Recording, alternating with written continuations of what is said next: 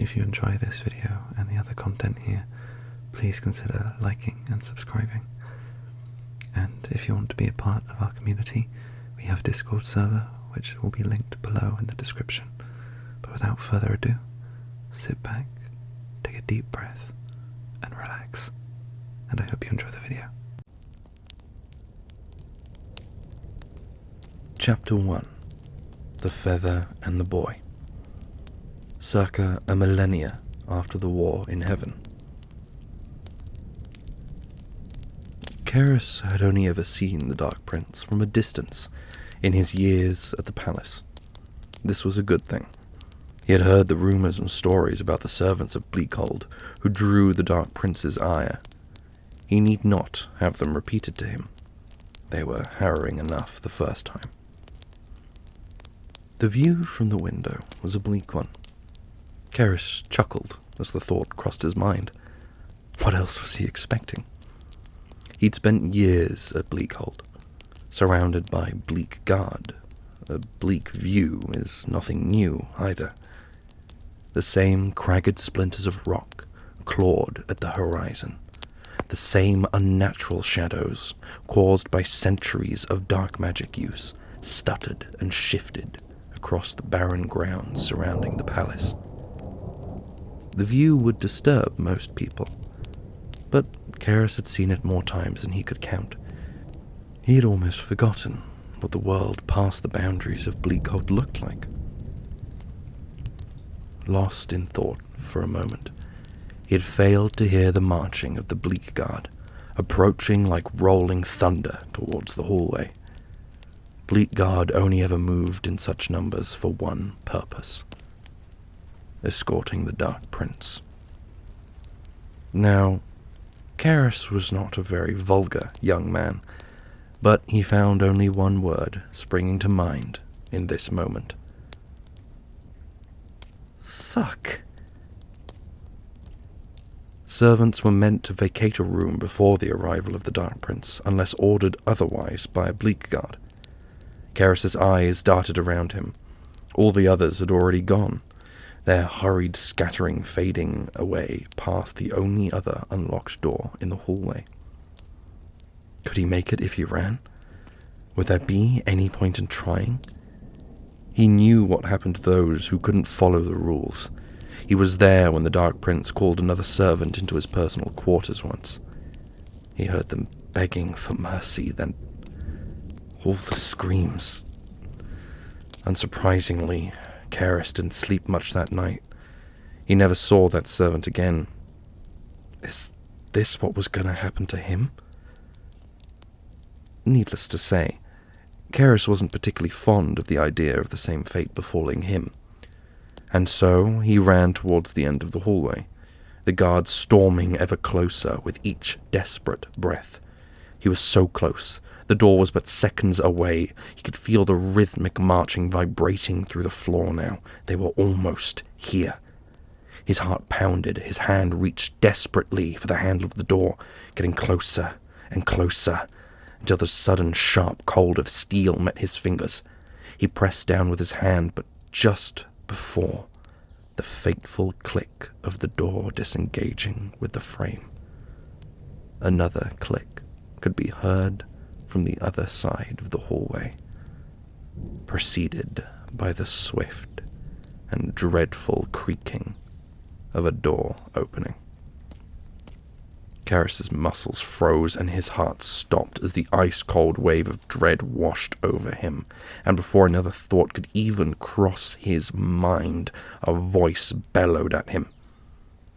"You there, servant! Why have you not vacated this hallway?" The distinctive roar of Lieutenant Jinhua echoed down the hall. 1,000 thoughts raced through his head, and yet not a single one could make his body move in this moment. He was frozen in terror, even as he heard footsteps approach him. A hand pulled at his shoulder and forced him to turn around. Karis had washed the walls of this hall many times, and had thought himself well acquainted with all there was to know about them.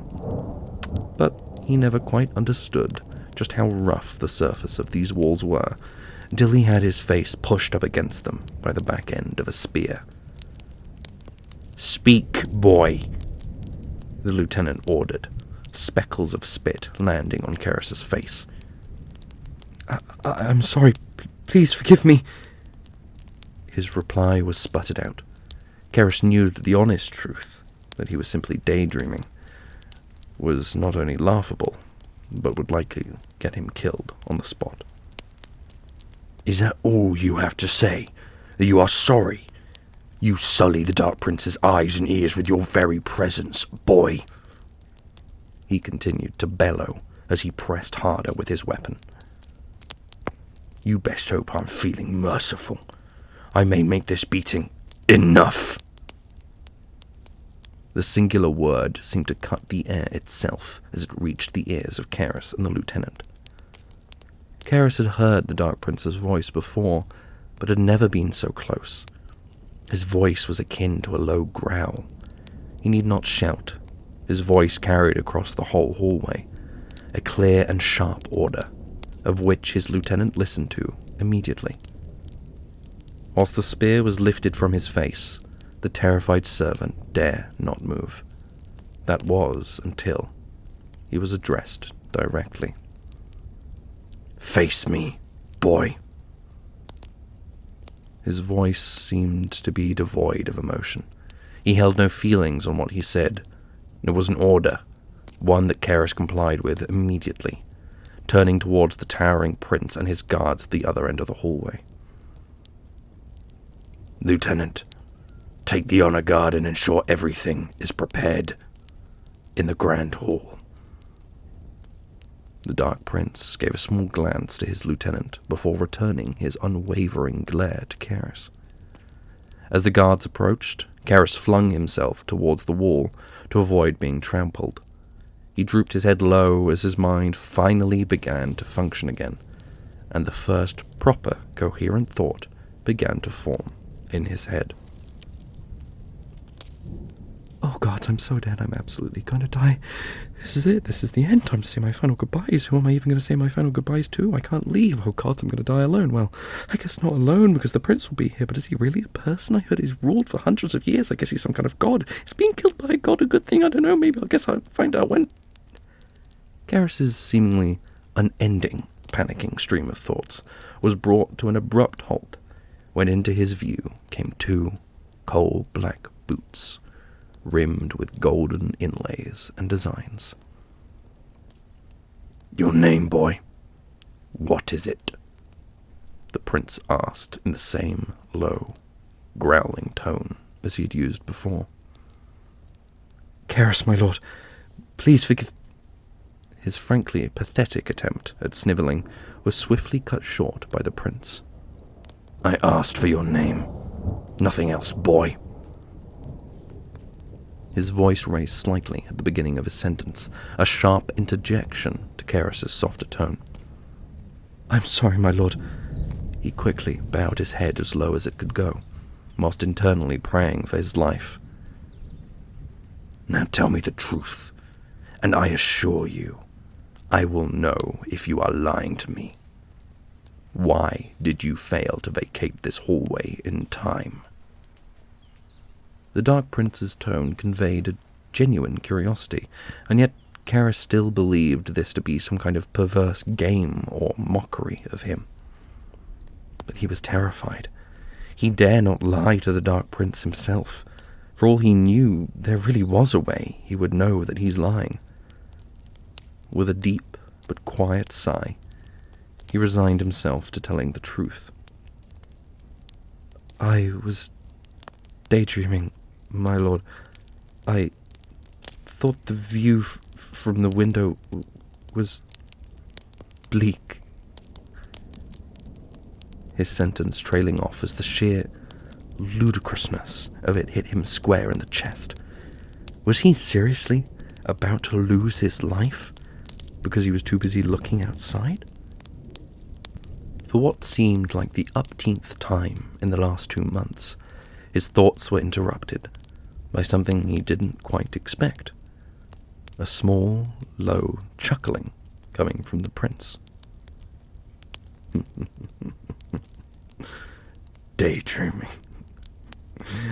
How adorable, he uttered between unusually intimidating chuckles.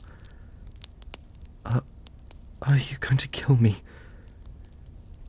Karis asked as he finally looked up at the prince's face. His eyes grew foggy as tears began to well, and yet he could still clearly see the piercing yellow gold of the prince's eyes. The chuckling stopped abruptly at the unexpected inquiry. The prince tilted his head down, so his gaze met squarely with Karis's. A loose strand of hair brushing across his face as his eyes squinted. Perhaps later. Perhaps not at all. Your life is inconsequential to me. Either way, your life is spared for now. I have a meeting to attend, and I'd hate to sully my clothes with your blood.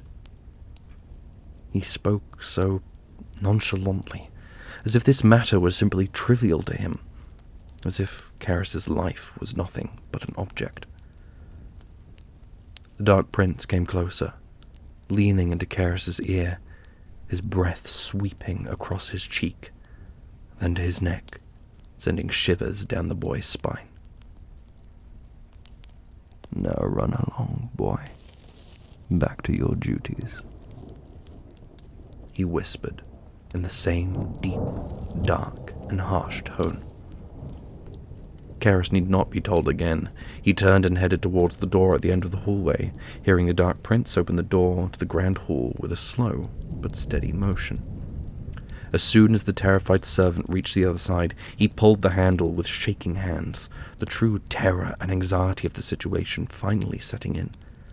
As he walked into the adjoining room, he turned to close the door, only to see the Dark Prince's face between a crack in the door on the other side, still looking at him, with an intent he couldn't surmise. As soon as they locked eyes, the prince smirked and closed the door, leaving a stunned and terrified Karis staring blankly into the hallway. Hey there, thank you for watching this video, but just before it ends, I'd like to take this chance to thank all my disciples of Jesus Christ patrons. If you'd also like to support me, you can check the links below. But until the next time, take care of yourself, have a good day or night, and I'll see you in the next video.